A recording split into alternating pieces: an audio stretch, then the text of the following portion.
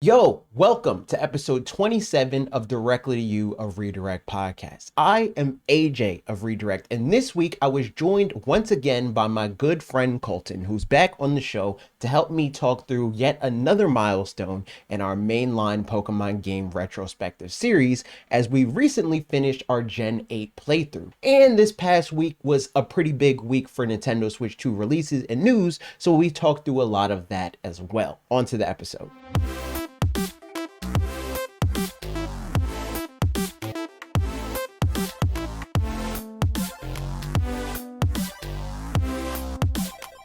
There's so much Pokemon stuff. There's mad Pokemon stuff. We got to talk about Pokemon anyway. We got more Mega Dimensions updates. We got the internet. I don't know. You see the new Lucario Mega Evolution? What are your thoughts? I did watch the new Lucario Mega Evolution. See, my initial thoughts when I first watched it was like, okay, they shown Lucario about to be the victim of some new Mega Evolution, right? Then I was like, oh no, it's Luke. And then I seen it, and honestly, I do like this one more than I like the original one. I'm gonna be real, but like, show us something else, in my opinion. But I think that they did a better job with this update than they did the last thing, because the last update it was just like, all right, here's one Mega Evolution, smiley face, see you in a week and a half or whatever. True. But this time they gave us the Mega Evolution, and then we also got the Mewtwo mystery gift situation, which I'm curious, did you do that? Yes. And okay, so we have a lot of words. Put a pin in it. Put a pin in it, because I didn't touch it yet, but I do want to talk about it. They did that, and they did the Lucario thing. Whereas last time we just got Mega Zeraora, and it was like, all right, see you next time. So I like this more. I like that. I think I like the release schedule, cadence, strategy situation with this DLC versus what they usually do.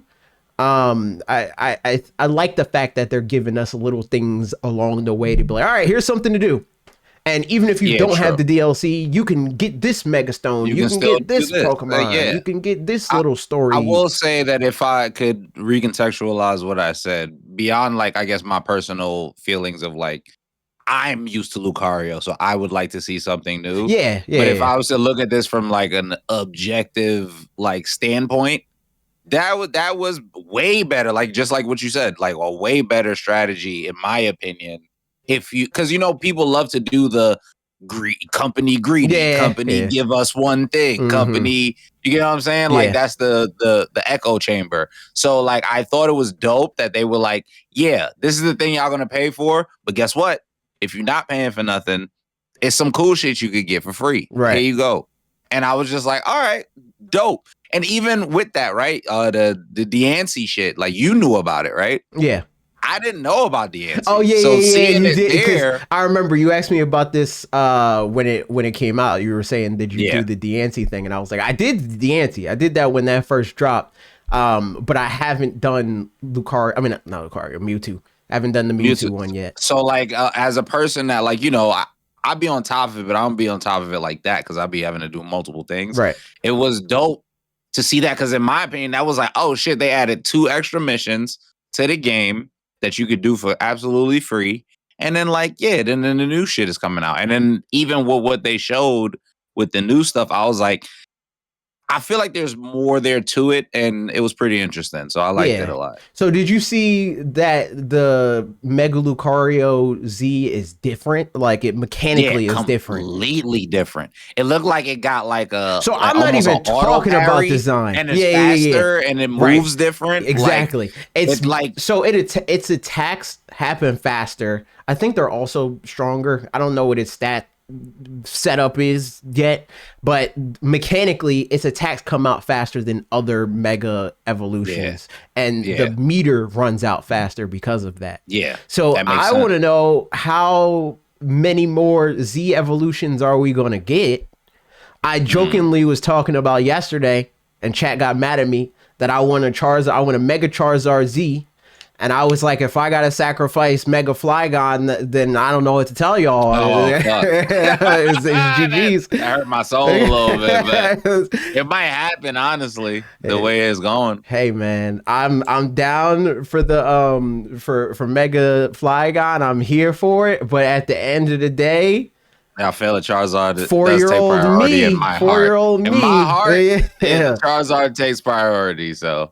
That's what I'm saying. I feel like man. the person that the me that, because fighting type Pokemon is my favorite type of Pokemon. Mm-hmm. For me, seeing Lucario get this fucking love was obviously a W in any type of, even if it's like, Lucario to me is my Red Rose White Ceiling, like the game freestyle. Like I Lucario. There's never a time where I see Lucario and I'm just like, man, I caught it in the last game. I don't gotta catch it. Like I always catch it, even if I don't use it, I'll catch it. Yeah, I feel that. But Flygon, I just need the Mega Flygon just so I have a reason to use Flygon. Yeah, because Flygon's bad. I've been wanting Mega Flygon for a long time.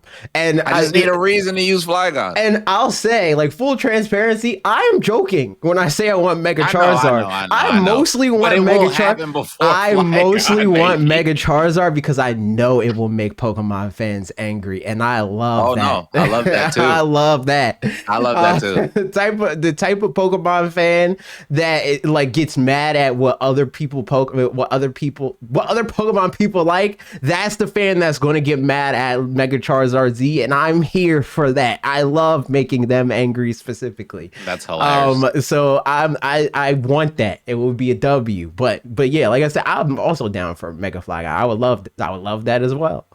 All that said, tell me what's going on with the Mewtwo thing. I don't know. I don't think I care that much about spoilers. It's not really. Here's the thing. I will say this, and this is my honest opinion about this, because like Mewtwo, I see Mewtwo, I like it. You know what I'm saying? I'm one of those people. I see Mewtwo, I like it. You give me some Mewtwo shit, I'm fucking down, right?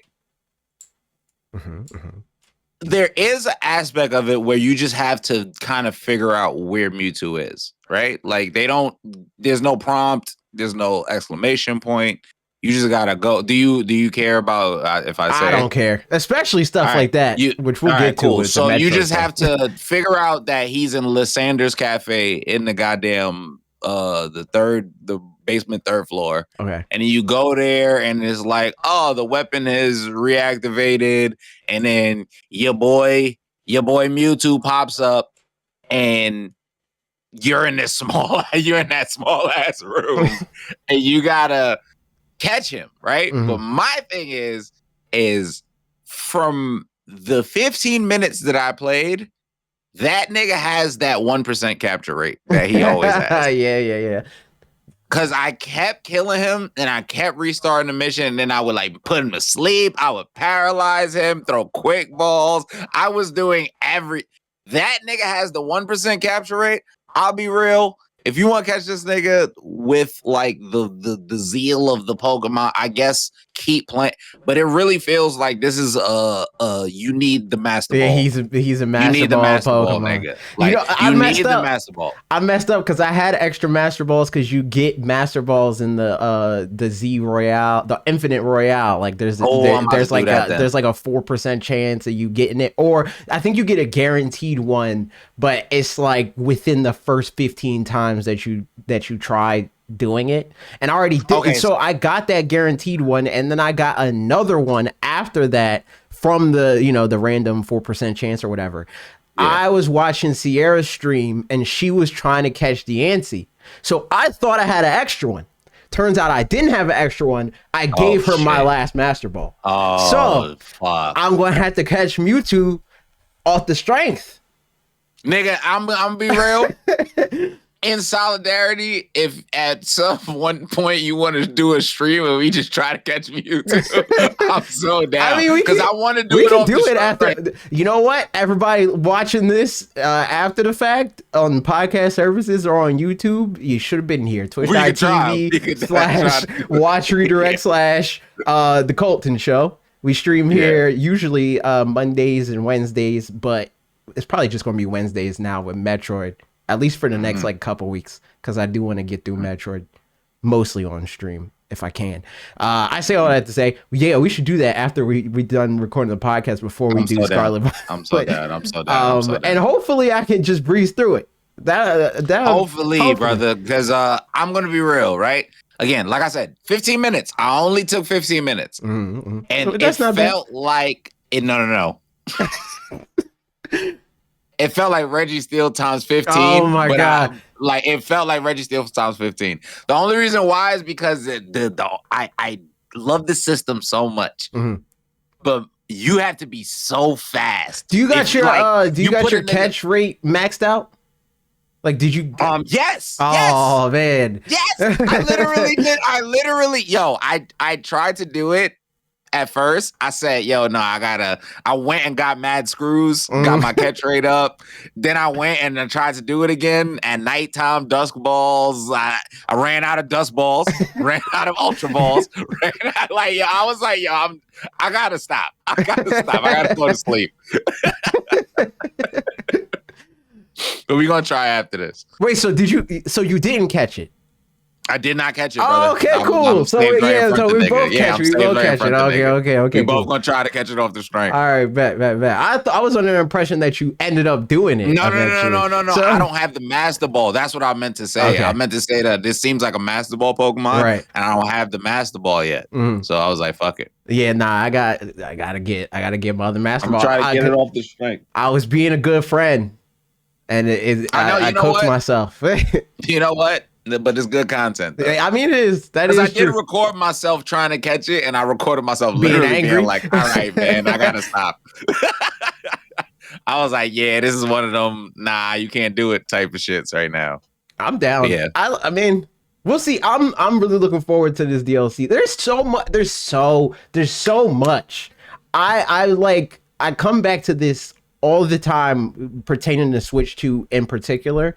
There's literally never been a console launch where I felt like this embarrassment of riches, where it's like, I don't know what I want to do. Like with the original Nintendo Switch, it was like Breath of the Wild came out and that was really cool. And it was like, yay, Breath of the Wild. And that was me booked for that first month, right? The first half of the next month, it was like, all right, and I'm sitting there and I'm waiting, and ARMS comes out, and I play that for the next half of that month. And then Splatoon comes out, and I play that, right? But that's like, those are games that I'm playing to like, not justify the purchase, but be like, well, I have this console. It wasn't something that I like actively was like wanted to go out of my way to do, right? Like Donkey Kong was a game that I actively was looking forward to versus like ARMS, which came out in that same time frame. That was a game that I was curious about and I had fun with at the preview event, but I wasn't looking forward to it in the way that I was looking forward to Donkey Kong. There's so many games that came out this year for Switch 2 specifically that I felt like what I felt like with Donkey Kong, where every game was a game that I wanted for a long time for one reason or another. Very true. Like I've been wanting a new Mario Kart game since Mario Kart came out on the Switch. And I'll honestly say that the Switch this is like you said, in my opinion, like, because I got the PS5. I usually get every system when it drops. Yeah, same. This is the first system in a long time since maybe the PS2 or Xbox 360 where it's like I've had this for a little while, not that long, and there's mad games that like I have to finish, right? And I want that's coming out like very soon. Yeah. So just like you said, it's like the riches. Like I'm gonna save one of the games for because it's gonna segue into one of the things we're talking about later. But I have like I really like Little Nightmares. That's on Switch. Right. Like I really like Hollow Knight. Yeah, OD. I really like Hollow Knight. I have that on Switch. I didn't even touch that yet. I gotta finish that too. Hades 2. Hades 2. I want to cop. Like I have to get that. I'm gonna get we're gonna talk about that later. So Literally immediately after this little segment, I do want to go into all the games that are coming out this month. We go. We talk about that. Were you got more to say before we talk? Yeah, I was gonna if we get I could just segue into it, I guess. Okay. So the upcoming games in December, right? Yep. 2025. 3 or 4. I'm looking at it right now. Hold on. 1, 2, 3, 4. We're gonna go down the list so you can call it out when we hit it. Yeah. No, it's way more than 4. So yeah. The Switch feels like how I felt when I got like a PS3 and a PS4. Like it felt like, oh shit, there's mad shit that I'm looking forward to that's coming out very soon. But the difference is that Switch feels like I can afford it. Right? So like that's all irony. the games That's irony because people would not agree with that. Like, well, to me, that's people just wouldn't it's where you're at. It's where you're at. That's a personal it's where thing. I'm at, right? Yeah. I'm one of those people that I'm gonna spend the money on the games because I'm most likely gonna try to make videos on them, right? Clips and play them on stream. So like, if I'm gonna buy like a bunch of games and they're gonna be like a little bit cheaper than their counterparts, and I have to pay for like PlayStation Plus, and you know what I'm saying, and it's like I'd rather get it on Switch 2, which is like higher hardware now, because even with like a PS5, right? The game that I could say runs probably the craziest on my PS5 right now is a free to play game. It's the Where Winds Meet shit, right?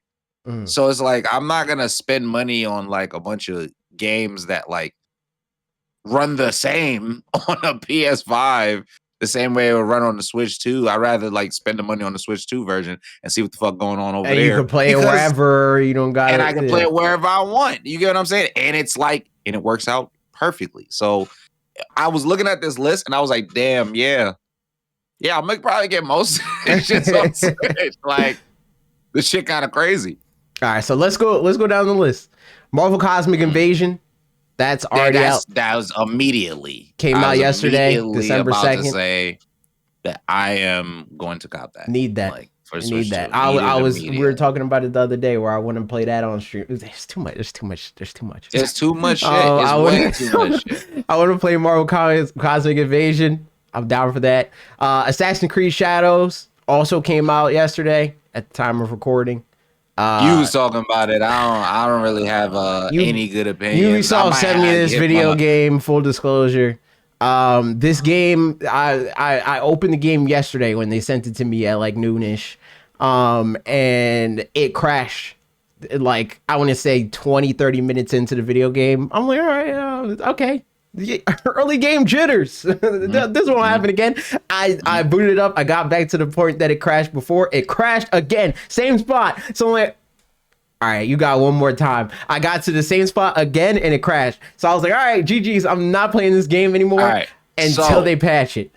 I'll add one more thing before you go. Yeah. The tangent, I mean not tangent, the little I don't know, disclosure that I'll give, not disclaimer that I'll give is apparently it's the docked play specifically that crashes a lot from what I'm seeing online, and I was playing docked. So I'm gonna spin the block handheld try it mode again, handheld, and see if it works. If it lets me through, then cool, that's fine. But I do want to get ahead of it because I think that there's going to be a lot of narratives that, because you were just talking about like the games, how they run and stuff like that on the Switch too, right? Yeah. I know that there's going to be a lot of people that try to use this to get their narratives off, where it's like Assassin's Creed Shadow doesn't run well on this. AJ, and here's where I have your motherfucking back. But with a disclaimer, with a big disclaimer, I do not come into places being like, I'm not one of those people that's like, let me sensationalize shit and shit on companies and blah, blah, blah, and blah, blah, blah, blah, blah, blah, blah. You get what I'm saying? Right. But my issue with Ubisoft is you guys have great ideas and great games. And it seems like when there's something that can be very easily a slam dunk, it seems like they kind of more focus on like the controversy around it and like being as safe as possible. And I feel like that has stopped them from like actually like maximizing the amazingness of the games that they have. You get what I'm saying? Like something like Assassin's Creed Shadows, I feel like even on console and computer doesn't run the way it should run, knowing that Assassin's Creed is like 15 games in. You get what I'm saying? Knowing that Ubisoft is like a very like beloved like place. So I would say that like you can't blame Nintendo for this or how it runs on Nintendo because it kind of runs kind of ass everywhere. Yeah. And like it's a great game, but it kind of just runs ass. Like it's so crazy. I saw people talking about that before. So it was like, okay, they were like, this doesn't even run well on other platforms or whatever. So it's not going to run, which again, yeah, it doesn't run well on this, which there were, I didn't have like, that I noticed at least. There were no like frame rate issues or nothing. It's literally because it's crashing. Like it just crashes out of nowhere. There's no sign that the game is hitching or not. It just crash. And I'm like, all right, GG's, I guess. Which I mean, to go back to the embarrassment of riches thing, I don't care that much. I don't care because I'm playing Metroid Prime anyway. So it's just like, all right, there's one more game. That's off the list. Disclose. I've only watched people play the game. I haven't played the game. My opinion is just like based off of what I've seen. This is not a first-hand opinion. So you get what I'm saying? I'll also add that I know I would be way more pissed had I had to pay for the video game. So there's that, right? Like if I bought the game, I would be mad.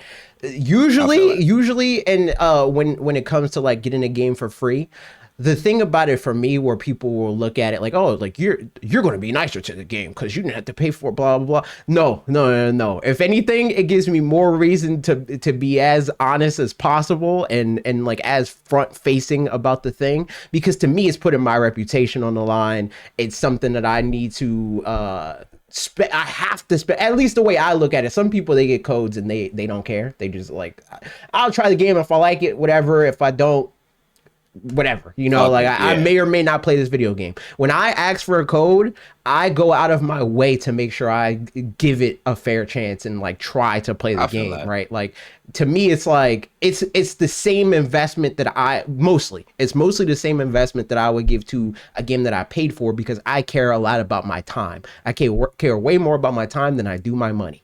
So that's true. This is the first time that I can remember that I've gotten a game for free where getting it for free does impact how I feel about it. Not the game, but how I feel because of the game. Like if I paid for it, I would be pissed off. I'm not pissed off because I didn't pay for it. I feel like it is saving me time. I feel like most people.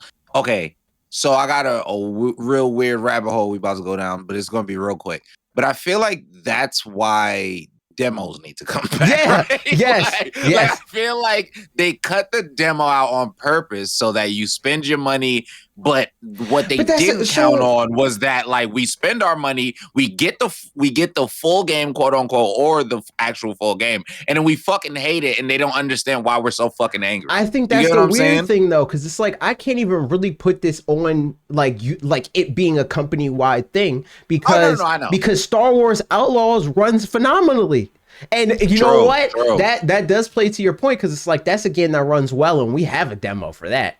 So do we just get a demo for the game that runs well and not the one that I think they should force every company to drop a demo. Every company should have to drop a demo. I think that should be a standard. I think that would be the only way that literally, I think that's mutually beneficial for both the company and for the consumer, right? You get what I'm saying? Because like if a company puts out a demo in the early and it's fucking ass and everybody fucking hates it, now you can just go back to the drawing board. I mean, you lost money, but you didn't lose all the money that you will significantly lose if you just drop some shit that's ass and everybody tries to boycott it. Mm-hmm. And I think like you should be forced to drop at least a demo so people can know if you're lying or not. That's why we hate the teaser culture and like all the gaming awards and shit. Like that's why we get that, because we don't have demos so they can just show us what the fuck ever and then drop the game and it's not what the fuck they showed us. Yeah. It's crazy. I just think that should be an industry-wide standard. I don't think they should just only attack Ubisoft or specific companies. I think everyone should have to drop some type of demo. Yes. All that said, I don't know. Hopefully they patch it, because what I've played of the game so far, you know, it's an interesting idea. I had a decent time with it until it kept crashing. Yeah, that shit is ass. So I'm retiring that game until further notice. I have big like hopes for that game, because I do at some point, like if it becomes super discounted and or available I mean, on it's a Game Pass Ubisoft or one of game. them shits, right? Probably. Yeah, so it might end up being on the Ubisoft shit that that PlayStation got soon. So when it drops, I will download it and play it because I'm very interested in like the story. So I feel it. Next game also came out on the same day, okay, which is I did not ridiculous. know this, It's so which is ridiculous. what I was talking about. Which is what I was talking about, right? So this is one of the other games Red Dead Redemption. Need to buy because I Nintendo want Switch to 2 buy. edition. I've always wanted to stream Red Dead Redemption. You know what? This game, you might want to cop because I think I'm gonna cop. I think it's on sale right now. How much? How much? Let me know. Red Dead Redemption, Nintendo Switch. Because I might play that on Mondays. That would be when you play whatchamacallit. Yeah, this on sale right now. How much? How much? Let me go on Nintendo. It depends on how you want to buy it, because you can get the physical for cheaper, and it was on sale for less than this. So you missed out on a better price. The price before, I think it was like $25 or something like that. Now it's like 30. Damn. Yeah. Fuck. 30? What? Because the I feel like though. Because it's for the Switch version. Like the Switch it was on Switch for a while. Oh, okay. But they did a Nintendo Switch 2 edition, and Nintendo Switch 2 edition upgrade is free. All right, so what I'm finna do is I'm finna either get the physical or I'm gonna get the digital version of this, and I'm gonna play it on stream because I really, really feel like if Switch could pull this off the way I think it could be pulled off, then everybody gotta shut the fuck up about the Switch 2, man. I mean, I think it's gonna do Red Dead Redemption fine. Like, this isn't Red Dead Redemption 2, so you're good. But we gonna see. I really want to play it. I want to see what the fuck is up with that.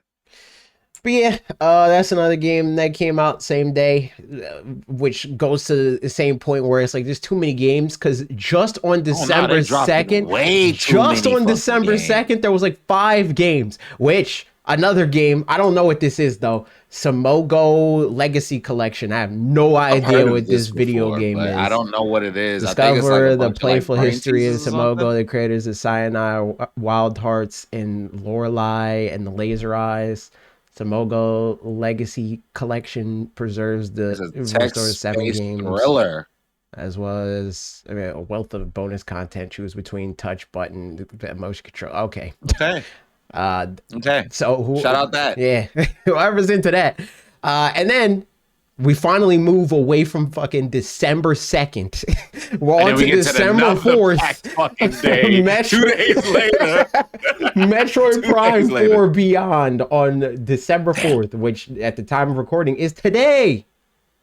I'm playing it. Sir. It's pretty fun. I like it. I think that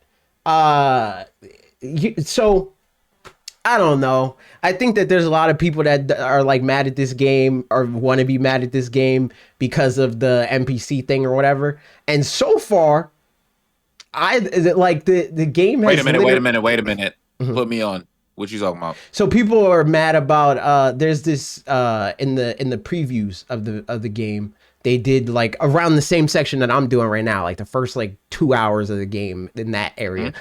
There's an NPC named Miles that like he speaks to you, and people don't like the fact that he's there and that he's talkative and that he helps you sometimes.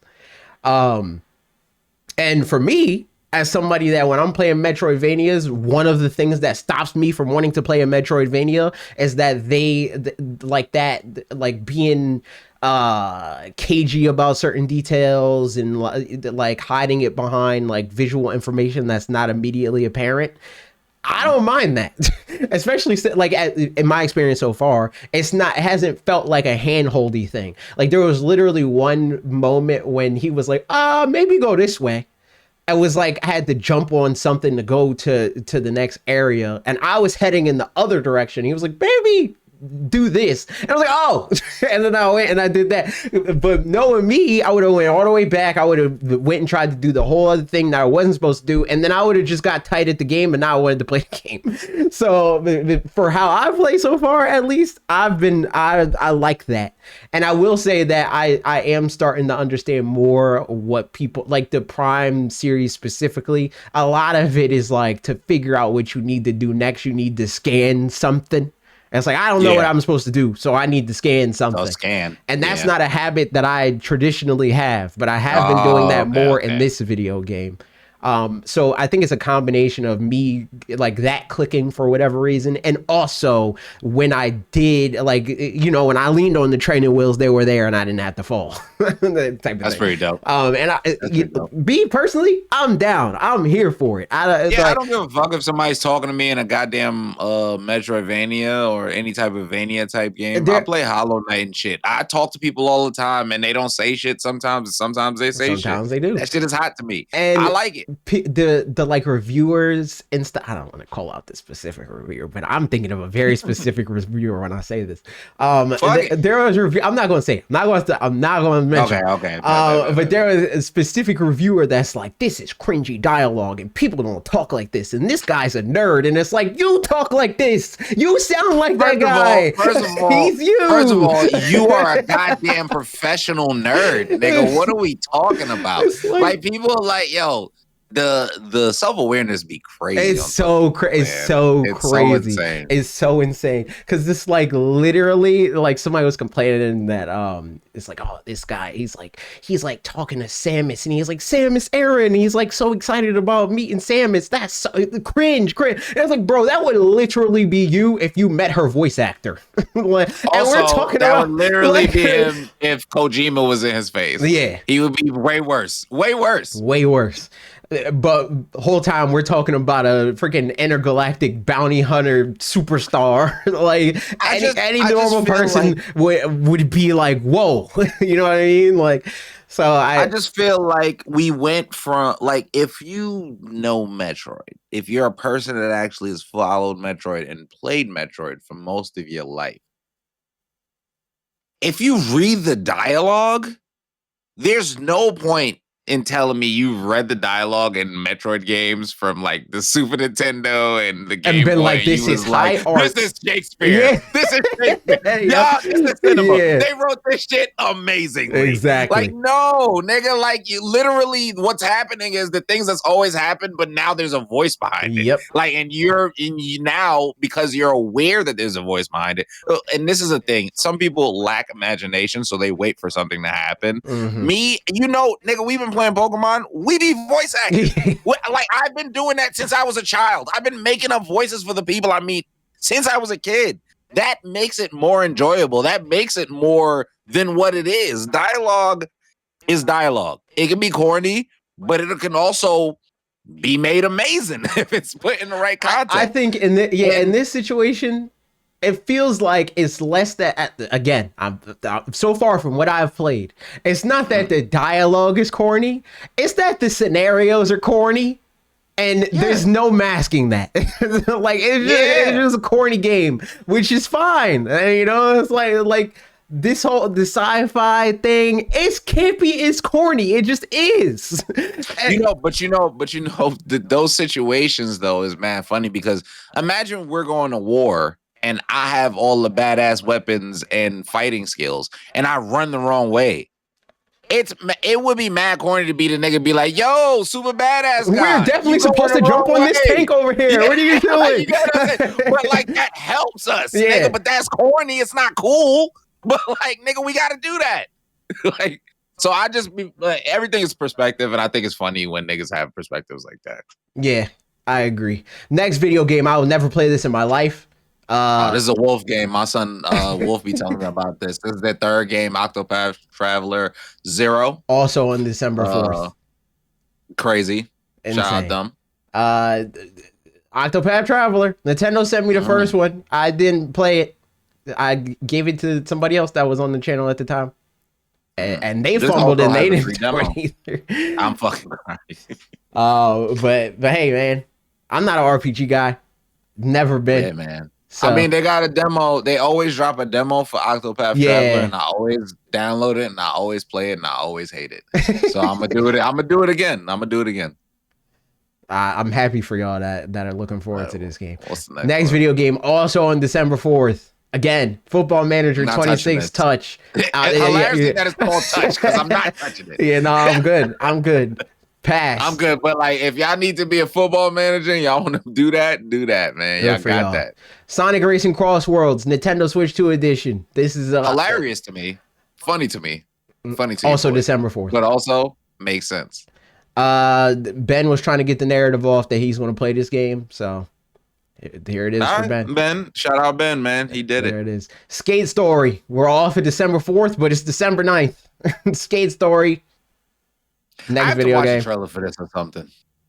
I don't know nothing about this game. But them I think that them naming it Skate Story is malicious. I think like Golf Story just has so much clout that like people will buy it off the strength of that, and this has nothing to do with that. I'm fucking crying. Yeah, true.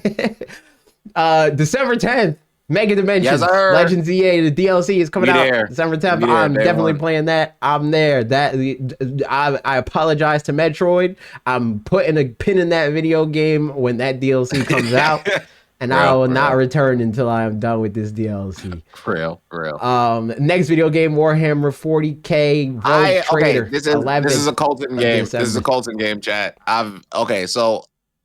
I've secretly been becoming more of a dork, right? And like I've been playing like these like narrative based RPGs and getting into it and finding lore and all the choices. And I played Warhammer 40,000 Rogue Trader on Game Pass when I had Game Pass for a little bit, and I got pretty fucking far. And I really fucking like that game. So if it's on sale, I'm dead ass might cop it and play it by myself again. I mean, I know chat might not, and I mean if chat's interested, I might play it one time, but that's only if y'all interested. I might get it. I love that for you. I love that for you. Me, I'll never look at this game again. I feel it, brother. I feel it. The Rogue Prince of Persia on December 16th. This is another Ubisoft game that they emailed me about and asked me if I wanted it. I think I might. I will say. Get this one. This is the one you should play. The other Prince of Persia that came out before this, it was like Crown Prince or something. Crown Prince, yes sir. Yeah, I missed out on that, and I heard that game's really good. So I think I might. It's really good. There's too many games. Yeah, it's too many games. It's too many goddamn games. Y'all dropping all these games. Why y'all dropping all these games? Stop dropping all these games. Oh, okay. So that's the last game coming out in December. Mm-hmm. So that's it. We're done. I might cop. Okay. If that's the last one, I cop, man. I have some time. I had time by December 16th. I'm sure. I have some space. So I'm down for that. But yeah, solid month. I'm here for it. Very solid month. Is a lot of games that people care about. I don't know why they didn't. They should have spaced that out better. I feel like it's a lot of games that people actually care about. So. But it's also holiday season, so I get it. I really get it. But it's holiday season, so like. But it's holiday season, so like, come on, man, come on, man, space that out a little bit. Well, I don't got that much time. Exactly. Like, come on, man. I don't need that to be. Come on, man. So yeah, that's all the games for this month. Let's talk about a game that we played the last month and a little bit the month before that. We played Pokemon. Well, actually, we've been playing this for like 2.5 months off and on because we paused a little bit for October because it's Little Nightmares. But yeah, Pokemon Sword and Shield. Pokemon Sword and Shield. You know what's crazy? I did notes. Nice. I noted it up. I did not. So we can use your notes to guide the conversation. I will say. All right, cool. It's kind of go ahead. This is a tale of two timelines because at the beginning of the video game, we were enjoying it way more than we were at the end of the video game. Because the thing that separated the beginning of the video game and the end of the video game for us is Pokemon Legends EA was in the middle of it. Yeah, it fucked everything up for us. It fucked it up so bad. Okay, but all right, I'm gonna be kind of all over the place, Okay. like with my notes. So the first thing, this is like in my opinion, the first thing I always check for in Pokemon games is customization and the drip meter, right? Yeah. Like, how important is it? Am I myself or am I a character that you made me? Right. Right. So I will say in this game, this is the first game, in my opinion, to legitimately get a 10 on customization, custom drip meter, where I can make myself. I feel like I wish we if I we wish we all like made that an official thing beforehand because we could have tracked that. I'm Oh, gonna get I this. actually have this. I have the You had the thing because I'm ratings for gonna other use games? this. Yeah, I'm no, I wrote the outline and I'm gonna use this for every game Oh, that we play. So I'm okay. gonna send it to you because I got drip meter customization, overworld, music and sound, menu and quality of life, battles, the gimmick, and the DLC. I think the That's like the drip different is things. solid. I think the customization is. I mean, I'm comparing this to the whole of the series, not just True, this thing. So like, I think the customization's like it's better. You know what I mean? It's better. But it's not good. It's better. Like It's not it's great, not good. but like Like it's because I better. can't I'd be say the me. drip actually carries it more than anything else. So I'll say the character. The now that I think about it, the game that has gotten the closest to being able to just make me is ZA. The ZA. It's literally ZA. Because It's literally only ZA. I can't make my hair in even Scarlet and Violet.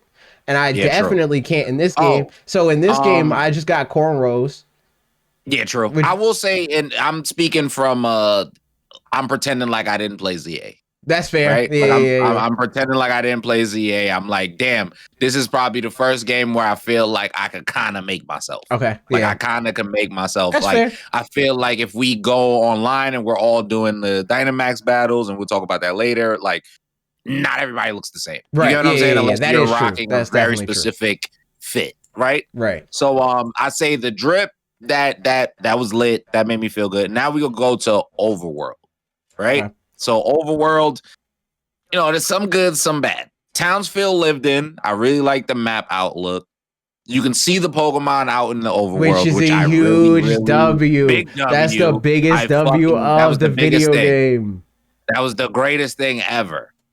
But the biggest thing of Overworld, and what I'm finna say, is the camera not moving. Yes, the camera's dirt. The camera's so whack. The camera's what so are we whack. fucking doing, gang? Like, Except you for in the coulda wild area, which is stupid. except Like for in the they got it in the wild area. Like, yeah. It's so dumb. It's so dumb. Cause like I get where their heads at or what they thought they were doing. Where it's like, all right, the camera isn't necessary in these other areas. Like gameplay wise, you don't need the camera. But the thing about the camera, it's not like just a functional thing per se. Like it's not something that's like you need better camera controls in a 3D Mario game than you would in a 2D Mario game. It's also about like orienting yourself just as you're playing the game. Like just as it's almost adjacent to, and not as like severe as this or as serious, I get, which serious isn't even really the right word, but it's kind of like driving when you're somebody that gets car sick. Like I want to be able to be in control of the camera because I need to orient myself. I don't care about how you think I need to be looking at the scene. I can look at it myself if you just give me control of the camera. That's a fucking fact. So it's like, yeah, no, and usually the game makes bad decisions on what to do with the camera a lot of the time. Decisions when you leave when they auto quote unquote correct, which I call auto incorrect. They're auto incorrect for the camera, where they put you in the most inopportune angle of all time. And it's just like, dude, like if you could just let me slightly move the camera, like this is like a much better game. Right. That like was probably my biggest gripe, which made me kind of like not hate the overworld, but kind of hate the overworld. Like, the camera's whack. For the most part, this is, in my opinion, one of the most like pretty Pokemon games, and one of the most like, in my opinion, feels like one of the realest like regions. Like I went around to different places. Every place felt kind of different, felt kind of unique. The people felt different. The people felt unique. like I truly did enjoy like the overworlds and like even going to the DLC, like the overworlds. The We DLC. can go into that later, Yeah, but we'll talk like, about DLC. but I'm just talking about like the overworld looks, right? Yeah, I agree. Just the And looks in general. Yeah. I'll add to that in the sense that like this is my that I can think of like to not to date. That's a lie. But that's next game. Up until this point, I think that this game has the strongest like story, like not in the way that a lot of gamers think of story, where it's like in this game it's like this hard gritty thing, and it made me kind of think about Yeah, this, yeah, like, yeah, you know, yeah, yeah, yeah. not in that kind of sense, but in the sense that like people place thing, here's why things happen and when they happen, Yeah. and all this. I think this game and the context of Pokemon made more sense than any other game up until this point, because like Yeah.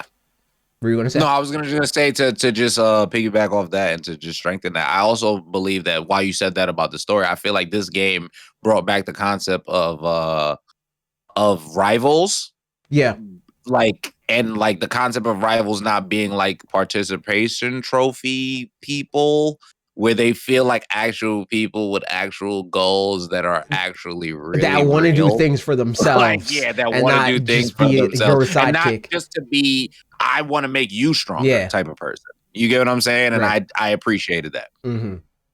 And I'll say like the main thing that even though I don't like him, I hate him, Leon. Mhm. I think Leon, how he functions in this game makes more sense than any champion has ever made, because Yeah. it's that whole thing of like when you get towards the end of the game, or like before you get like the second act, and stuff starts happening.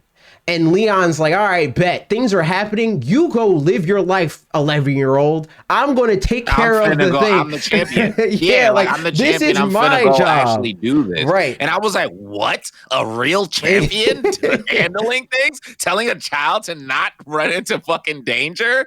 Yo, it was like, it was just great. Also, like, you know, usually they make like little dickhead children like be just dickheads just to be dickheads. Mhm. But like, it was just like, oh, he's a dickhead because of this. Yeah, That makes sense. yes. like, you get what I'm saying? So I appreciated the different things like that. And even like with Hop, right? Hop is in this game. Yes. That's Leon little brother, right? Hop, right?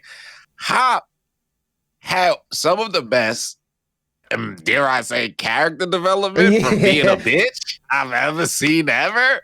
Like in Pokemon, usually the bitch ass nigga is just like, he's just basically Sokka from Avatar, or he like becomes a dickhead in this pursuit of not being the best. Right. And like, I really like that Hop was like, yo, I'm trying to live for my brother and I'm trying to live to catch up to them and for you. And you know what?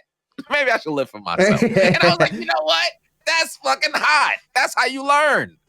And I really appreciate it. Yeah, and I think that Hop gets a bad rap because people look at him like he's Gohan, and people don't even understand Gohan. So the reputation that Gohan has doesn't really make sense either, right? Where it's like everybody wants Gohan to want to be Goku, but at the end of the day, he's not, and he doesn't have the same DNA and the same lived experience, and he also has half of his mother's DNA, who is not like that. So you know, college degree. Exactly. So like it's like people want your rival they want them to be like a facsimile of you. Yeah. They want it to be like they come out that on the other end and it's like, well, I'm still gonna try to always be better than you, and you suck and I hate you. But maybe Hop don't want to train like that. Maybe at first he thought that he wanted to be the champion because his brother's the champion and that's why he's in it. But then he grows up and he's like, wait, actually, I never really liked this. I like Pokemon. I'm going to be a researcher. I love Pokemon. You know, I'm going to be a researcher, man. I'm going to be the best battling researcher, nigga. And, you know, that is fucking fire. Like, I truly love that Pokemon did something very simple, but very deep. Profound, where they're like, yo, you actually don't have to be, and like, I'm about to go extreme, but you don't gotta be the billionaire to enjoy your life, nigga. Like, you really don't. Like, and I was like, yes, Pokemon, yes. Agreed. All right. The next thing we're gonna, so I guess we just covered story. The next thing I'm gonna go into is music/sound. So music and sound, I'm gonna put music and sound separately because music, fucking really amazing. good. 10 out of 10. Right. Really fucking good. Like that shit is so fucking hot. Like we fucking love the Dynamax music, man. And the music is really good, but the sound is The so sound is fucking terrible. loud. It's terrible. Oh my It's so fucking bad God, when it's you so do loud. Dynamax battles. It's so bad, and it's Why is it so fucking loud? and it's annoying because it's like it's leveled separately from the regular Pokemon battles, it makes but no it's not. sense. But it's not at the same time because like they're controlled by the same dial.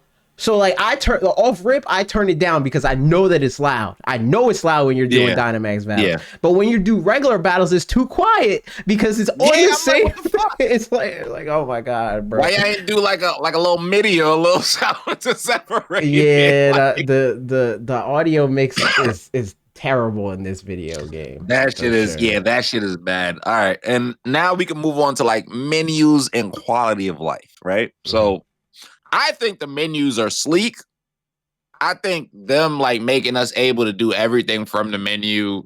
Is this the first box from the or no? Yes. Is this the first box from the menu? Yes. The first box from the menu, big W, Mhm. big fucking dubs. The move changer is in the Pokemon Center, right? Yes. And the Which is nickname another person, big W. which a big fucking dub, another big fucking W. It's not as good as what we have now, but It's not as good as what we have now, but But in it is hindsight, progress. I was like, definitely wow, progress. everything in this one area is fucking fire. I need that. I love that. The menu looks sleek. I really like the design. I really like how you can move around the menu. Like I felt like this was like the beginning of the modernization that we needed, the optimization that we needed, right? But let's get to the worst parts of the quality of life, man. And it's the fucking map. Yeah, the map is terrible. The map is so bad. In a Pokemon So, game.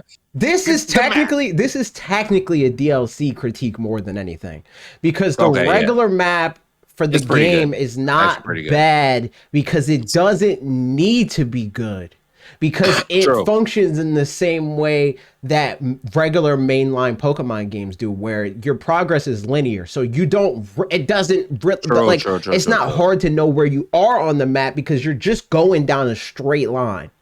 But later, when you get to and in the wild area, this is also a thing. But it doesn't matter as much because there's not a time when the game tells you need to go to this part of the wild area, right? Like Yeah. you go to the wild area and like you more navigate that optically. It's like, I gotta go to the place with the sand. Or that's a bad description because everywhere randomly sandstorms. But I gotta go to the place with like the fake stone hinge With the thing or fake whatever. stone, or And, like I gotta go to this area or where the they daycare's got at, or the like- ocean and the little Right. thing, right? Exactly, and all that is a way. It's like you interface with that with your eyes. It's not really something that I ever thought to That's be like, true. let me look at the map for this.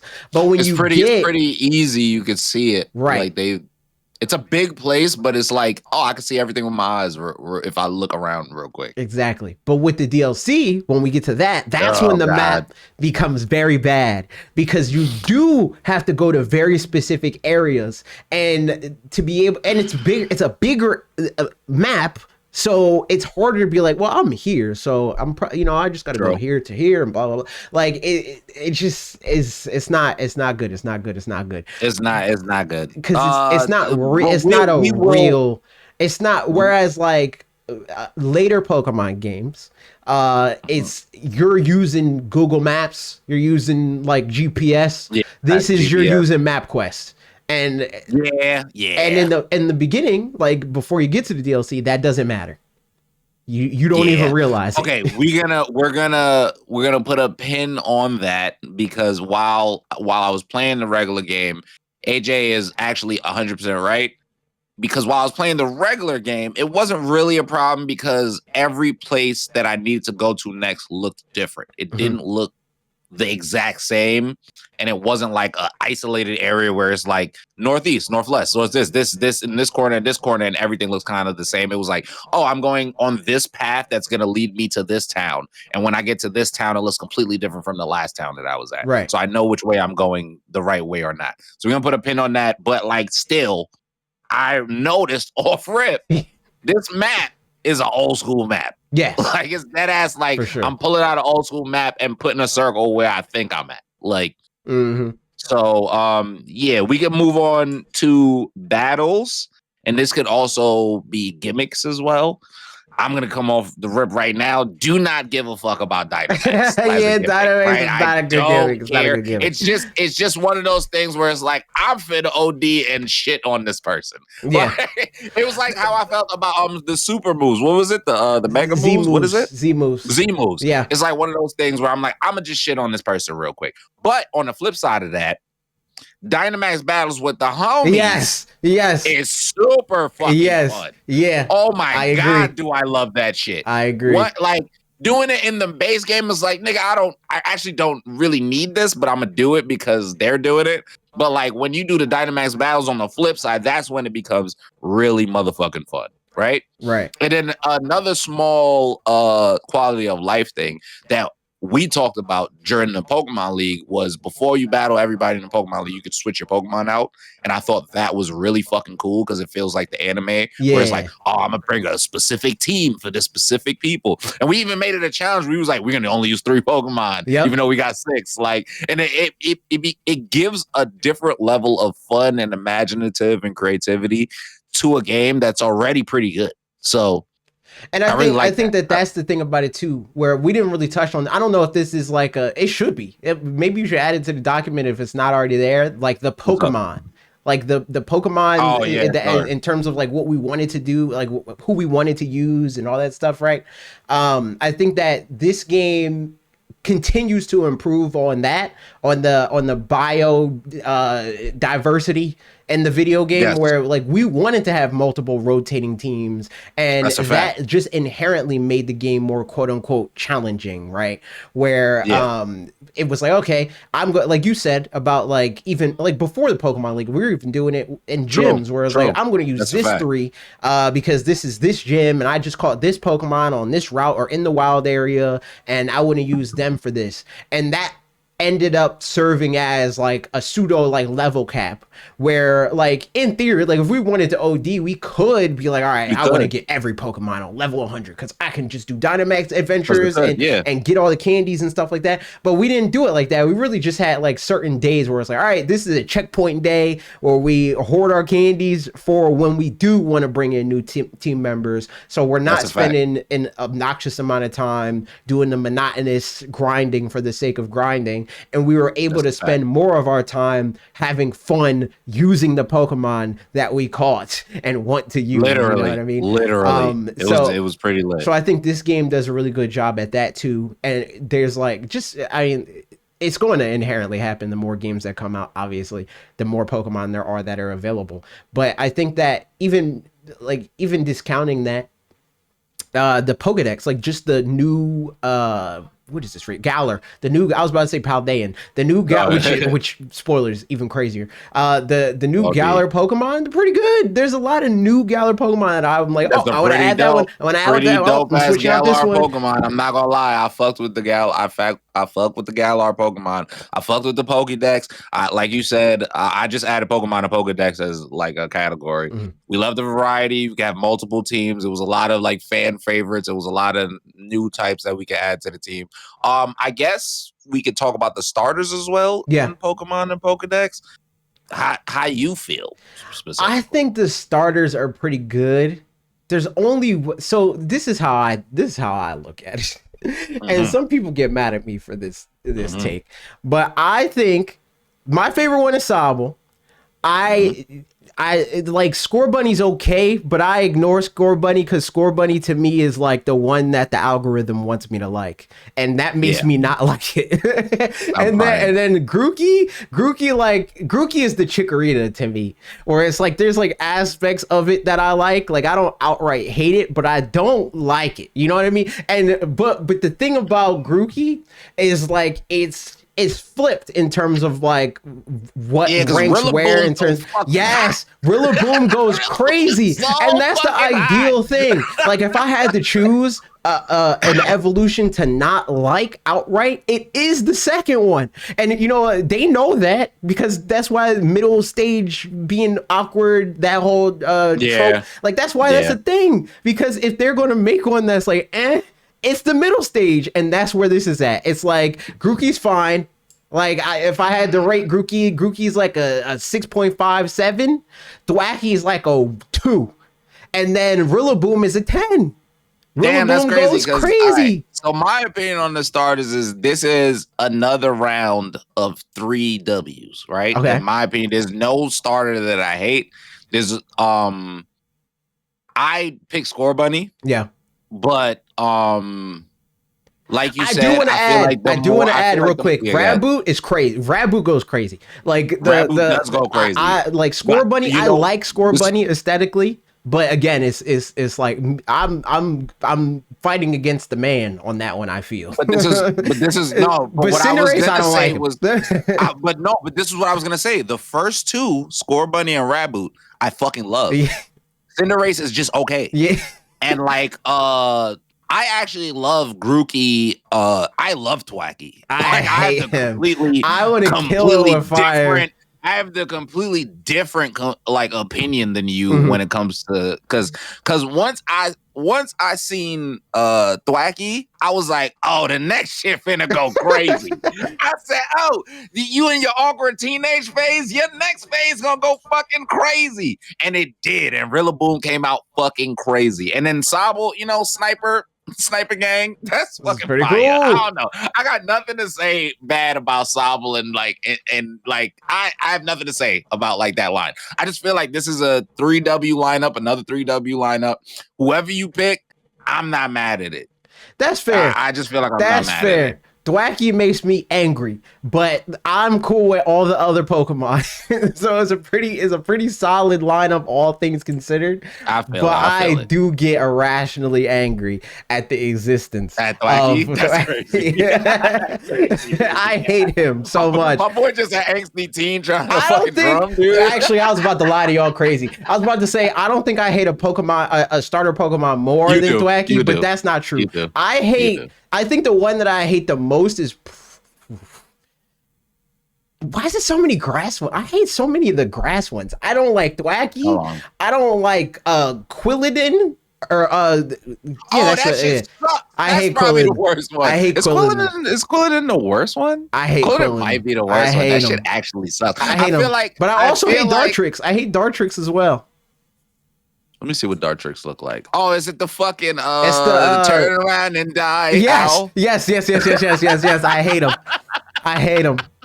I hate him. Yeah, I But don't he like. turns into such a cool guy. I hate him. This CGI is so fucking dope. I don't like him at all, man. Oh, I mean, I like man. Decidueye. I do like Decidueye. I don't like Decidueye the. is so I don't fucking like the fire. Arceus. I don't know. like the Arceus Decidueye. I think the Arceus Decidueye is, Oh, is a okay, crime. okay. But you know, I'm getting way ahead of myself because we did spoilers to chat and to the podcast listeners that were not aware. True. We are going to spin the block for the spinoff, so we will get around the Arceus. That's a fact. That's in a like fact. That's 2 a fact. years, but we'll be there eventually. We'll be there eventually. Um, We'll get there, guys. Yeah, so that's a nice little spin Okay, and I guess the last thing and the final thing before is we get DLC, to DLC, right? Yeah. So DLC. Oh my god! Let's just get all the negative shit out the way first. The Before we talk about DLC the is best so parts about bad. the DLC. I So hate the it. DLC, I wrote words exactly. Fucking fetch quest. Yes, I hate it so much, and it's crazy. Also- It's crazy how, and we'll talk about it because, like you said, we'll talk about the bad first. It's insane how much I gaslit myself about the very good, like the highs of this DLC. Because I was just under the impression that it was just a all around W. I'm like, this DLC goes so Yeah. crazy, but playing through it for this, no, this DLC sucks. This It's DLC not. is so bad. It's not good. not. Everything that you do in this DLC is a fetch quest. Literally all of it. It's all a fucking fetch quest. Also, here's another thing I wrote in brackets. Why does the Pokemon fucking suck? Yeah.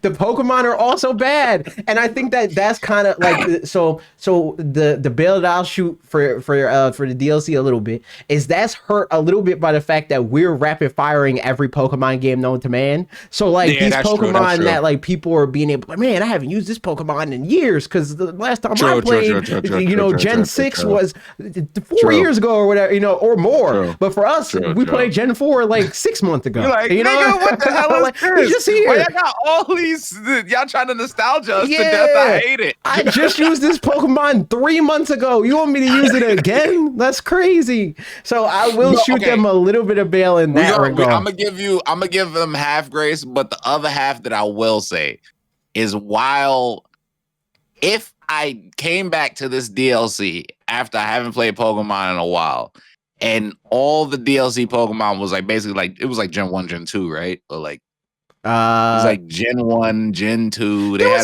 had them all over the place. They had a mix, right? There was a lot of Gen 1, but there's always a lot of Gen 1 Pokemon, right? Yeah. And in my mind, I feel like if I came back to this game and I seen all them Gen 1 Pokemon, I'd be like, oh man, that's hot. Oh man, that's hot. Oh man, that's hot. Oh man, that's hot. Damn, that's a lot of Gen 1 Pokemon. Damn, why they got so many Gen 1 Pokemon? That's what I kept feeling like when I was looking. I was like, damn, they got mad Gen 1 Pokemon in this shit. And I was like, I like Gen 1 Pokemon, so I will shoot them some bail for that one. But I will say I'll give them a little less bail than I initially gave them, because now that I think about it, Gen 7 also did the same thing. So in that regard, there's still a lot of Gen 1 and people aren't as far removed. And like if we're thinking like quintessential Pokemon fan, like the likelihood that they played the generation before this not too long before they went through and they played Gen 8. You probably had a lot of these Pokemon on your team, true. So there, that is worth noting. But there is more than just Gen 1. But there is a lot. There's more than there's a lot. There's a lot of Gen 1. I'm not saying it's all Gen 1. I'm just saying there was a lot of motherfucking Gen 1 Pokemon. And then it's from the gen that I know the most intimate and the most. So of course I'm gonna notice that the most. So and then the capture rates. So okay, that's the other thing. I could go on a big rant about that because I've gone on that rant before, and actually we could make that its own thing. But I'm just tired of it. I just feel like that's outdated. We gotta do something else. Like what we doing in ZA, I feel like is great. Now I'm speaking from the future. Like I feel like they kind of figured that out in some type of sense.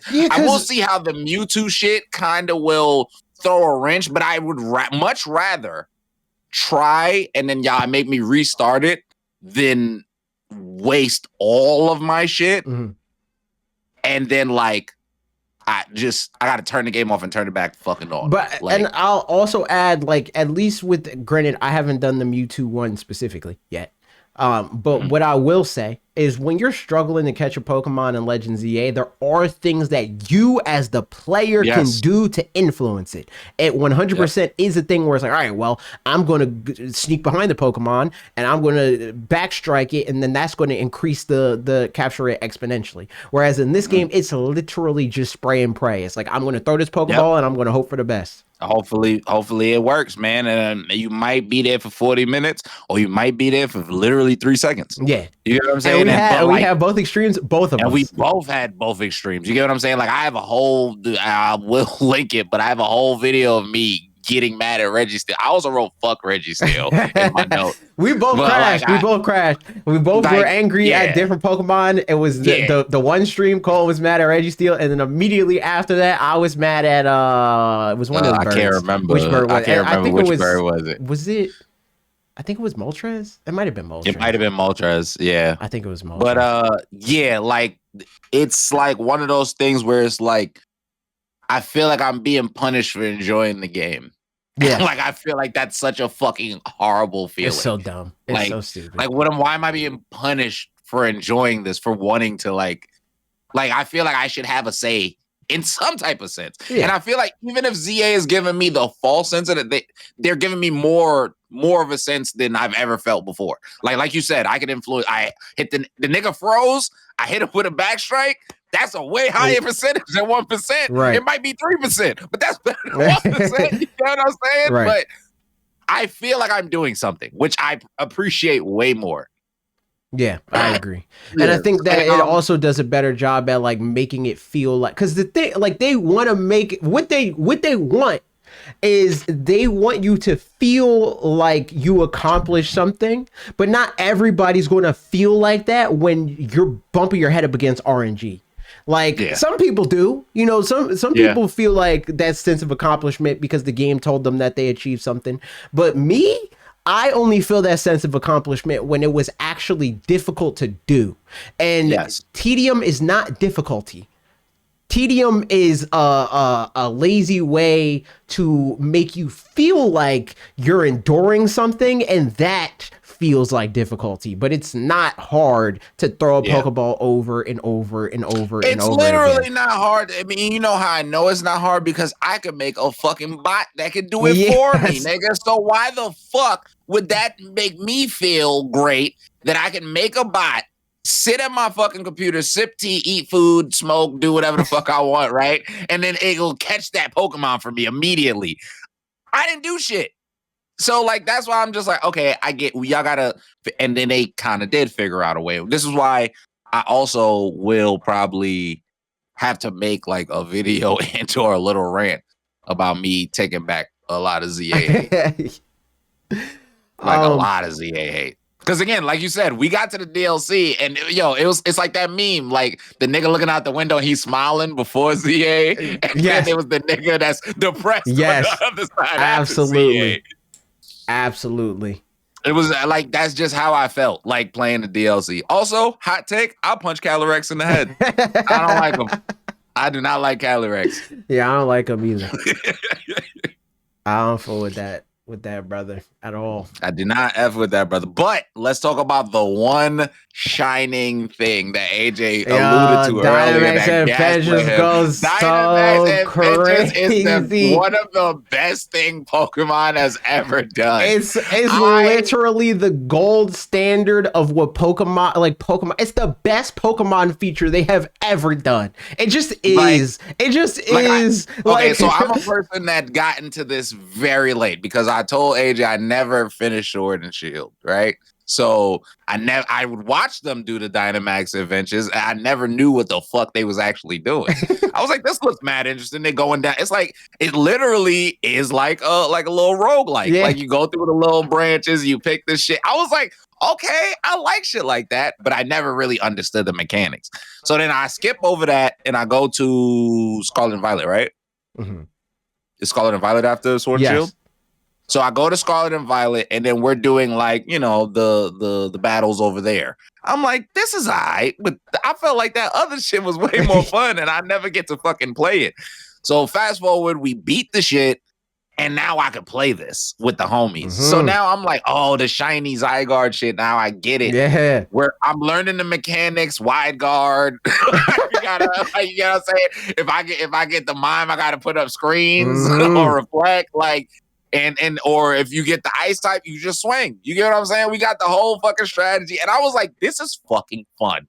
And I could see that if I bought this game earlier and got to this part, I could see how I would forgive the DLC fucking completely. Yes. Yeah.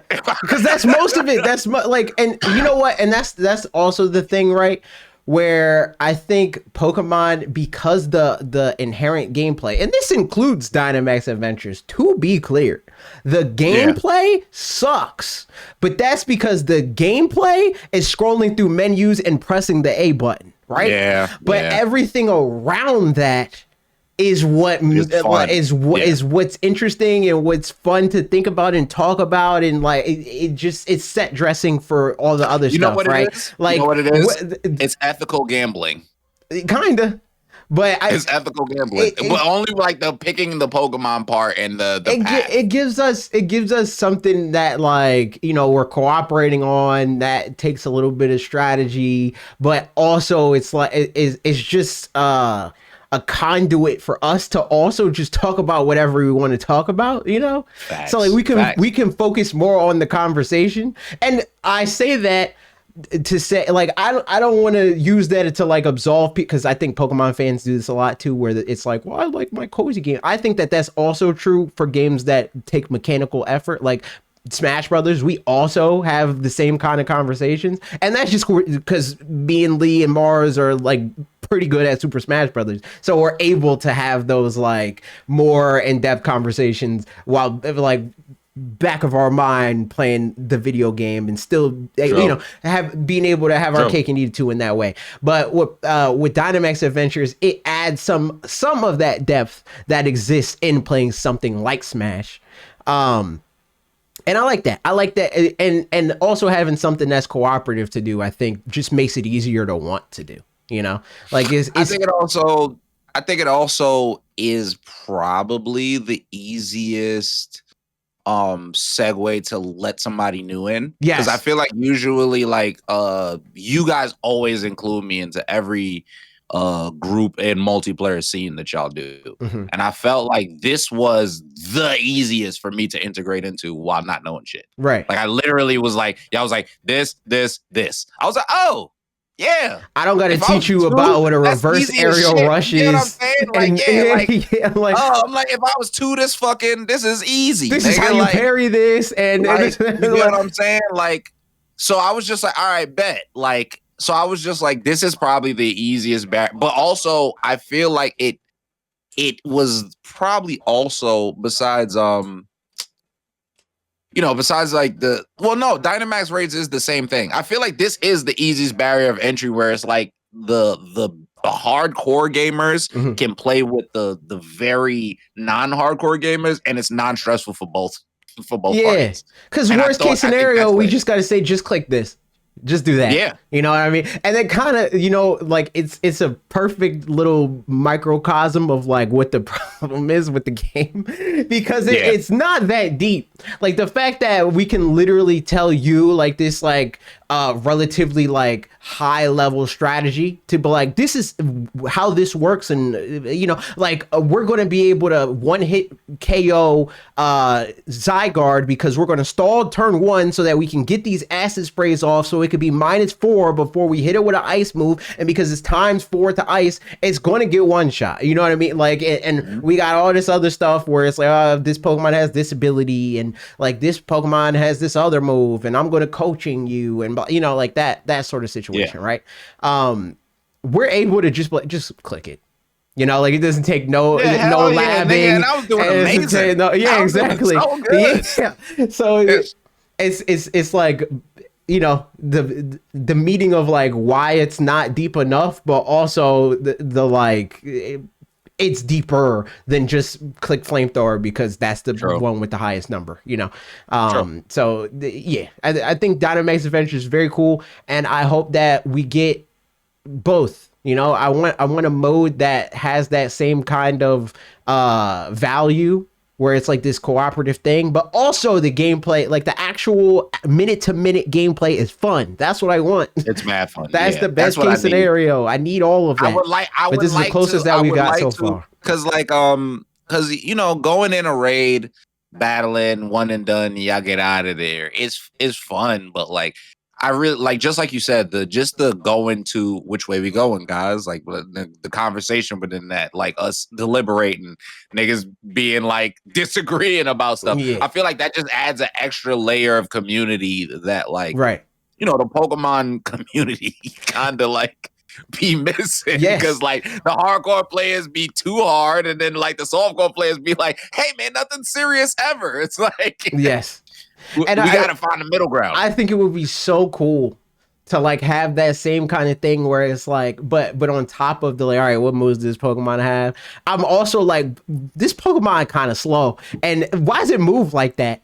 And how come it uses flamethrower like that? You know what I mean? Like, you gotta like learn the Pokemon. It's not just that's these 4 moves or whatever. It's like that's using a new character in a fighting game. You know what I mean? Like, but it's funny because even with that, like what you were saying, like you guys were explaining to me the high level strategy, right? But even within playing Pokemon with myself, I figured out things like, oh, if I get this Pokemon that knows Wide Guard, or if I get this Pokemon that has ice moves, that nigga slow as shit, so Zygarde gonna hit me first. But if I get this ice Pokemon, I know he's fast as shit. He gonna fucking rock this nigga before he can do anything. So it's like, it's pretty lit. It's pretty lit. Yeah, like, it's a good mode. I like it.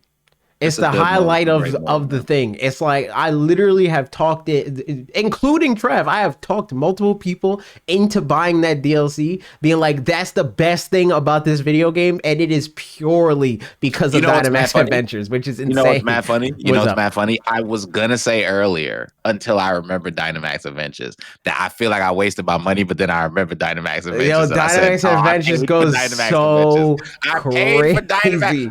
Do you hear me, Pokemon? This is crazy for me to say out loud. I fucking paid for the Dynamax Adventures, and I'm not upset about that. Yes. I'm upset about the DLC. Y'all can do better, but I fucking love the Dynamax Adventures. All the rest of the content of the DLC is terrible, but the Dynamax Adventures go so crazy that it alone is worth the $30. It's worth. It just is. It just is. It just is. Like, it never dies. The homies got it. We got it forever. We can play it forever. I'm with it. It's a good one. I'm with it. So that's all we got on Pokemon, right? Yeah, that's pretty much all of my stats. I will say that this is a great game, right? Yeah. It's a great game, but shouldn't have played ZA in the middle of it. Yeah, like I feel like that shit. That's really the worst part about this. That's the worst me. part about this. I'll say, in the like, if only there was a universe where somehow like we could play through these games and we didn't have the knowledge. Like if it was like if I was. And no, even you would be a bad example because you've played Scarlet and Violet. But if there was some way that like these were the first times that we were playing any of these games, a lot of these, like we would be even more positive about every game moving forward. Absolutely. But there's we're always looking at these with hindsight where it's like, even without ZA, the map for the DLC still would have sucked. It still would have been bad because Scarlet and Violet is a much better map. You know what I mean? Like, so there's that. But I don't like in the context of where we've been so far, this game has improved on mostly everything. There's certain things that I don't like, but most of what I don't like about the game is, you know, either worse in an older Pokemon game or it hasn't been done well. You know what I mean? Like, okay, so from the last game, I guess the things that if I didn't have any of the hindsight of Scarlet or ZA, right, I would have been like, the customization and the drip is the best I've seen in Pokemon. Mm-hmm. I would have been like, the overworld is the best I've seen in Pokemon. Right. Us being able to see the Pokemon, the menus being streamlined, us being able to have the boxes in the menu is probably the best we've had in Pokemon. The camera fucking sucks. I would have been like, I really like that we could change Pokemon in between the. But yeah, I didn't care for the Dynamax gimmick, but it's also like Z moves to me, right? And I really like that game. So like, I feel like I would have literally been like, yeah, this is the best Pokemon I've played. Like, they've kind of did mad great in like most of the things that I want. The only thing that they have to fucking fix is the camera and the DLC and the map. And the map. Yeah, I agree. That would be it. I agree. There's no good way to segue into this. Well, we could talk about there's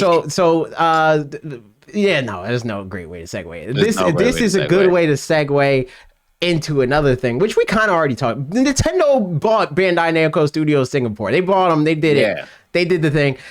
This is the studio that initially worked on Metroid Prime 4, and then that got canned, and then they restarted development with Retro Studios. So there's that. But on top of that, they also worked on. Hold on, there was another list of video games. They worked on Tekken. Over the years, on Tekken, Ace Combat, Soul Calibur, Taiko no Tatsujin. Yeah, and there was a Nintendo game that they worked on. Nintendo games even that they worked on, but I don't remember. New Pokemon Snap. They worked on New Pokemon Snap. Okay. So they have history working on Nintendo games, and I think they helped with Mario Kart. Oh no, Splatoon 3. Splatoon 3 was the other Mario, the Nintendo game that they helped with. So it's not all fails. I think that a lot of people try to do that where they're like, oh, but they worked on the Metroid Prime 4 that got canceled or whatever. It's like, nah, this studio is going to be a W for them. I still want them to go further.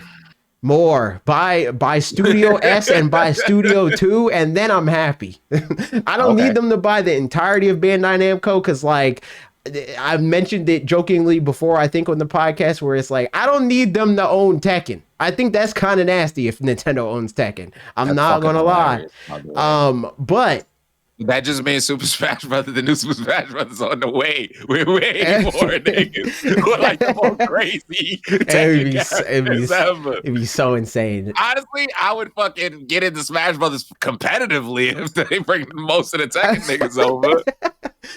That'd be crazy. But it's just like, I don't think that I can't see Nintendo buying a studio that owns IP and then being like, all right, we're putting a Nintendo game on PlayStation and on Xbox. So Nintendo owning something like Tekken means everybody else loses it, and I don't think that should be a thing. True. True, I agree. But as far as the manpower, that I think is worth Nintendo owning. And there's some IP that I'm like, yo, I'm fine with Nintendo owning like Pac-Man. Like that's fine. Nobody's really hype off of Pac-Man in 2025 anyways. So like that sort of situation, but more than anything, I just want the studios and the know-how and the expertise on like certain franchises, because they have worked with a lot of Nintendo IP for a while now. Studio S and Studio 2 in particular haven't worked on Smash Brothers games and stuff like that. And Kirby Air Riders and Pokken and so on and so forth. So yeah, I want them to do that. I want them to continue to purchase more of Bandai Namco, and just leave all their IP in the studios that work on that IP, and then we're cool. I don't need you to Microsoft it up and spend, $40 billion on buying this company. That's a true. That's a true. That is a true. So that's one additional studio for Nintendo, and it sounds like they're still not done. They're still buying other studios. I don't know who though, but this is definitely the biggest one that they've bought to date, and it's the most different type of acquisition, because usually when they buy a studio, it's like somebody's back is against the wall. It's like either the studio needs to shut down and Nintendo swoops in and saves them, or the studio costs Nintendo a bunch of money and Nintendo needs to do something to stop hemorrhaging funds, which Retro Studios. I feel that. Yeah, that happens. And on the topic of Retro Studios, there's Metroid Prime 4 Beyond reviews. And I was looking at it. Right, so IGN gave it an 8 out of 10. Game Informer gave it an 8.7 out of 10. Game Radar gave it a 3.5 out of 5. Eurogamer gave it a 3 out of 5. Shack News 9 out of 10. Game Reactor 6 out of 10. And Destructoid 7.5 out of 10. Now, let me go read Game Reactor. And last time I checked, the Metacritic is 81. Okay, we could check that. Which I mean, Polygon didn't give their review yet. Some people like knowing that information. So for Metacritic, I guess, yeah. I think that from what I've seen, a lot of these reviews are stupid. Like a lot of them, it is that kind of thing where it's like, this isn't enough like the game that I had before, but it can't be. They want to meet people in the middle because they want this game to do better than the games that they did before. So it's just like, I don't know. And I say that to say 81's not bad. Like that's a decent score. 81 is not. 81 is actually really good, honestly. And niggas don't even like 81 is really good. Has serious problems of pacing, structure, and level design. Results in just way too many moments where you feel let down, underwhelmed, and outright bored. As per tradition in the game's world, in this case, a portion of the world's Viros is structured in different areas / biomes with their environmental peculiarities, but this time, instead of being organically interconnected by the access in each area, the developer could go on an open world hub.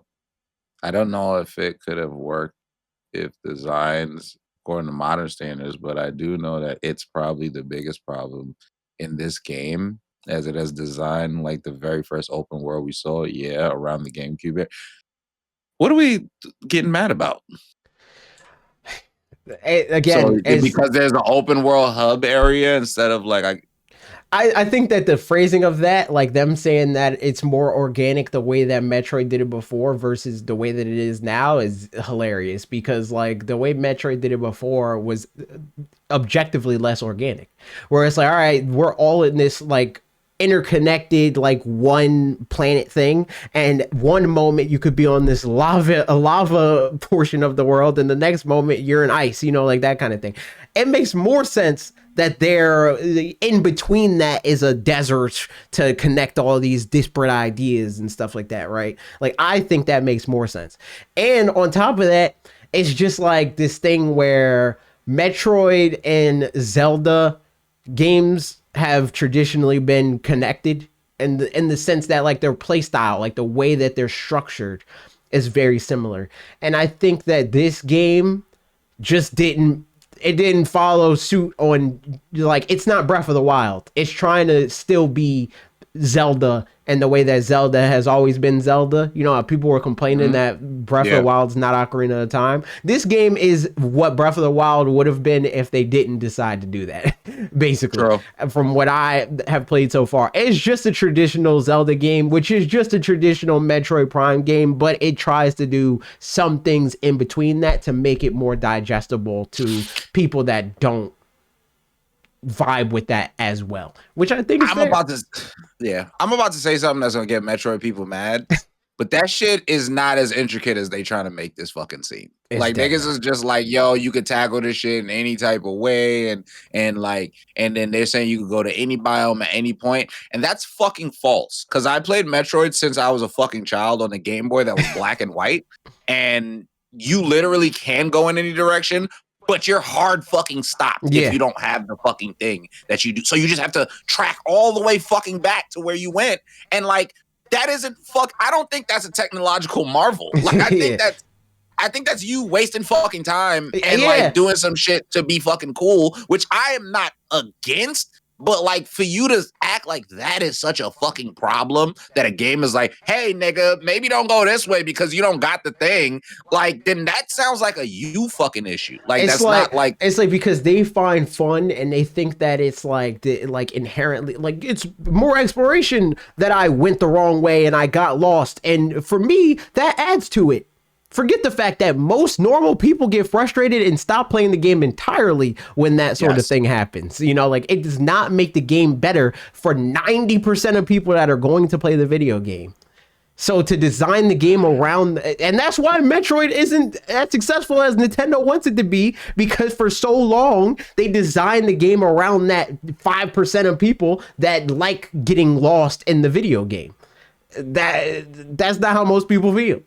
It's like, you can have exploration without it being bumping your head up against the wall for 20 hours. Like, I'll tell you right now, I fucking love Silksong Hollow Knight Silksong.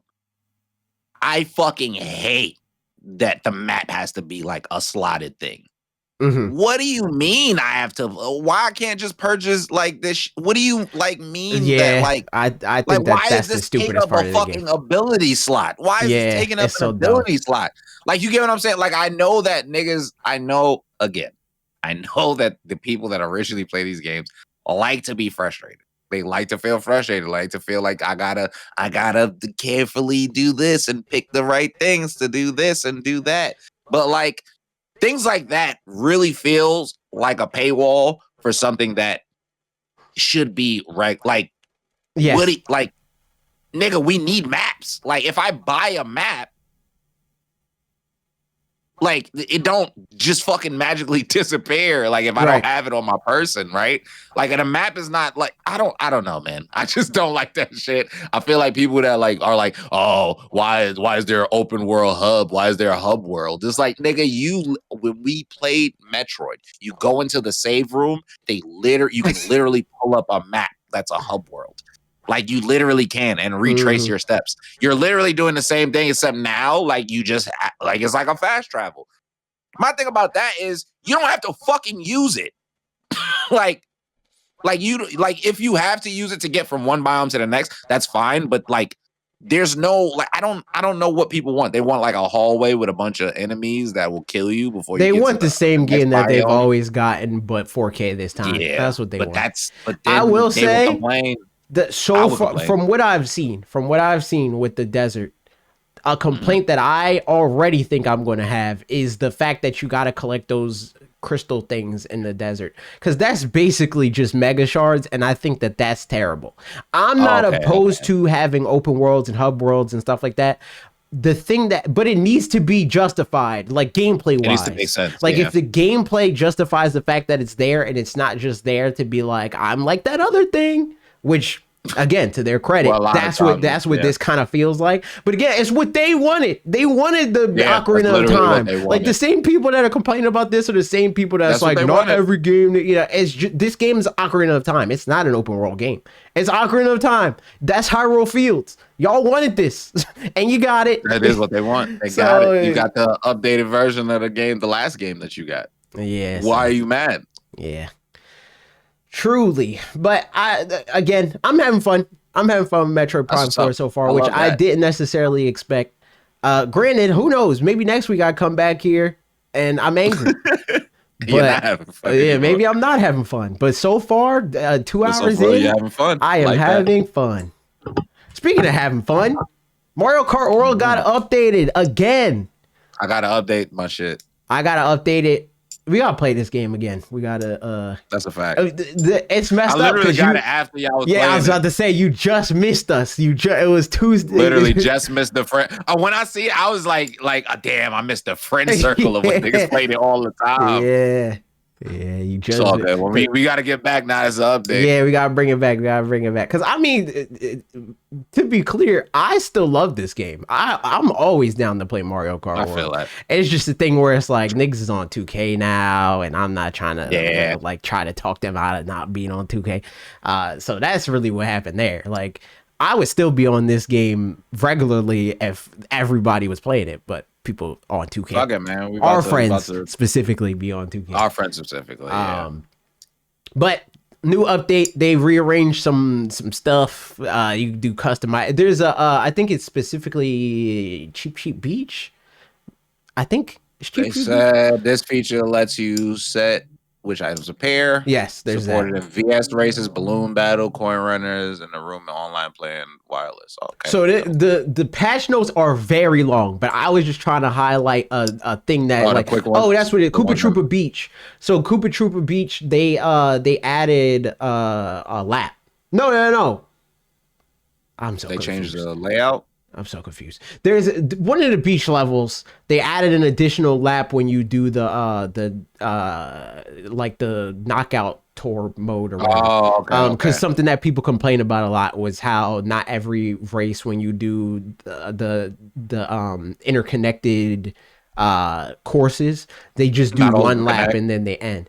This one, they added another lap for this update, and I think that specifically is very the way that they've been updating this game. I think it's ridiculous that people talk about this game in the way that they do, because the way people complain about Mario Kart World is as if all these changes were going to be locked behind DLC, but they have been regularly updating this game with pretty substantial update. Like the changes that they make to this game and updates is kind of crazy. I'm not gonna lie.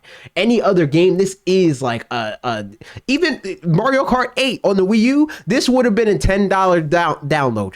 This update right here. I'm looking at this shit and I'm like, damn, nigga, 2K don't even do shit like this.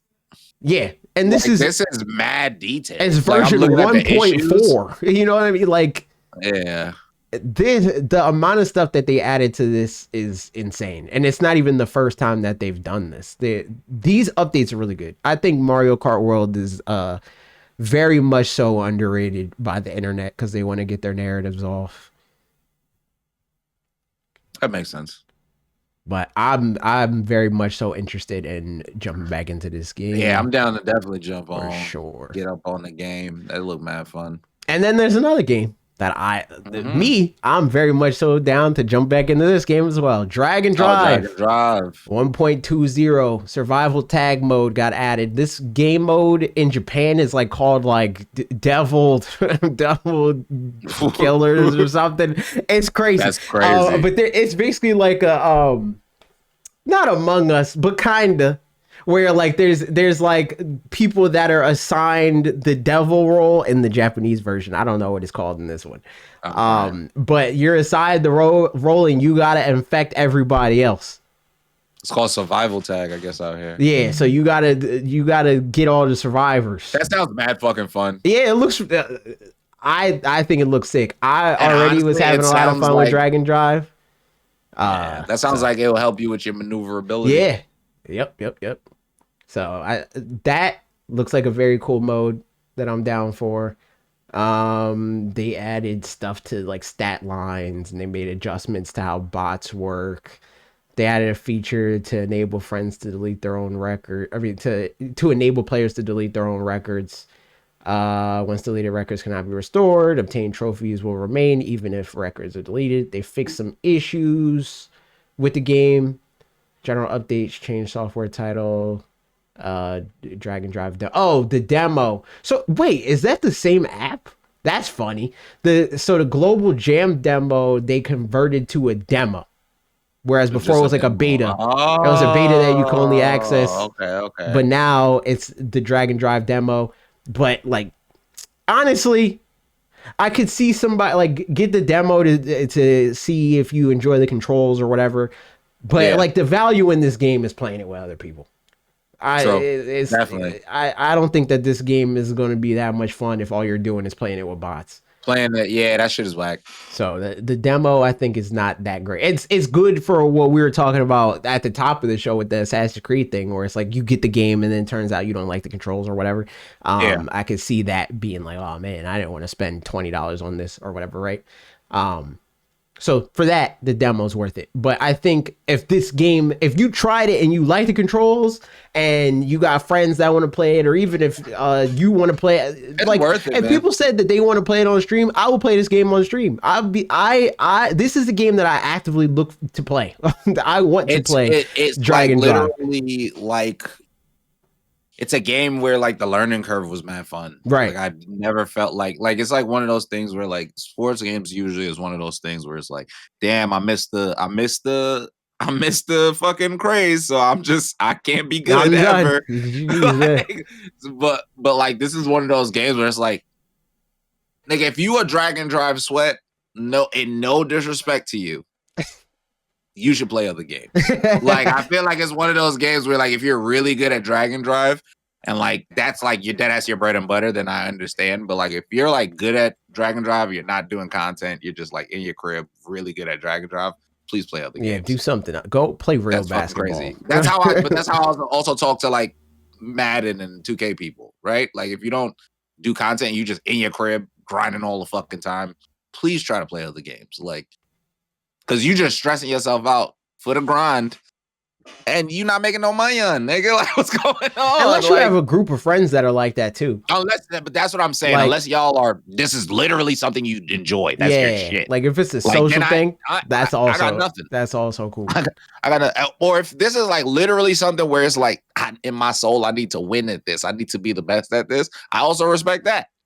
But again, like I said, get some friends if you are really good at Dragon Drive as well. Like I think it would be great to have a team of really good niggas at Dragon Drive. You get what I'm saying? Dead ass. That's what I want. I want us to have a group of 6 people that like it doesn't even have to be all the time. Once a month or whatever. True. I'm down. I love this game. I think this game's a lot of fun. We play a little. You know what we should do? We should get niggas to get it, and then we should like set up random games and make a little league. Yeah, I'm down. Make a little league, keep our stats and shit. Like talk shit. I'm down. It'll be fun. It'll be fun. I'm here for it. And I'm looking for that's the thing that I kind of want to make a video about like this era of Nintendo games, and like, because they did this so far. It's just these two games, ironically, because these two games are the ones that people want to hate the most. But Dragon Drive and Mario Kart World, they have both done pretty consistent, pretty substantial upgrades for free, and Dragon Drive's already a $20 game. So I think that if that's the precedent that they're setting, and they're going to do more stuff like this, I think the last thing that I really need them to do is I want them to like you should have more control over bots in Dragon Drive. Like I should be able to play 3v3 with one other friend. You know what I mean? Like, because when me and Trev were trying it in the Global Jam or whatever, you can only do like you could do us two on a team and then two bots. But I want to do us two on a team and then one bot on our team and then three bots on the other team. You know, like that kind of thing. That'd be dope. Or one human player, two bots, three players on another team. Any permeation of that, you should be able to do that. And from there, that would be like the ideal like base foundation. And then I'm down for whatever wacky doodle modes they want to add, because I think that that's the other part about it. It's like this game is prime for those kinds of modes. That survival tag, survival tag mode is a very good idea for this game in particular. Do they have like it's literally called Dragon Drive? Do they have like a drag race thing where two people can just race each other? Yeah. You can race. You can race with everybody in the lobby. They got jump rope, which is bad. I love the jump rope shit. I was wilding with the jump rope shit. I was fun doing that. I like all that stuff. I think that that's a really cool game, and I am looking forward to playing more of it in the future. Honestly, Dragon Drive, what they should do, in my opinion, is if they expand from this, they should just in this same game make it like a Fortnite or whatever, like this is the game, and just add different sports like a Dragon Drive. Yeah, that would be sick. That would be like sick. A Dragon Drive golf, like a Dragon Drive bowling. Bowling would be mad fucking fun. You in a big ass ball and you got to roll. They already they got bowling kinda. Okay, they do. They do. But like, they should do Dragon Drive like volleyball. Like, you get what I'm saying? Dragon Drive, like that would be mad fucking lit. I mean, you already kind of like do like tricks on like a ramp. They should do like some skating shit, like make like a street, like a little skate park randomly for a season where niggas could grind and do all types of crazy shit. The controls are already there for us to do mad crazy shit, right? So it can be like a game that's just party fun, like, and I think that shit is lit of sports though. Agreed. And that's all the topics. I don't think we got any other topics. Like, comment, subscribe, follow Colton, all the things. Watch us stream Pokemon. Watch him stream whatever, because Colton just randomly streams sometimes. Yeah. Sometimes it's at 1 a.m. Sometimes it's at 1 a.m. Like, I'll randomly stream super late at night if I'm playing like a very adult-ish game. But like, mostly I'm going to be like on Mondays with Wednesdays, on Tuesdays sometimes with y'all. And then I'll do maybe a weekend, like one of the weekend days. But yeah. Love y'all, man. Later, y'all. Do all the podcast things. Goodbye.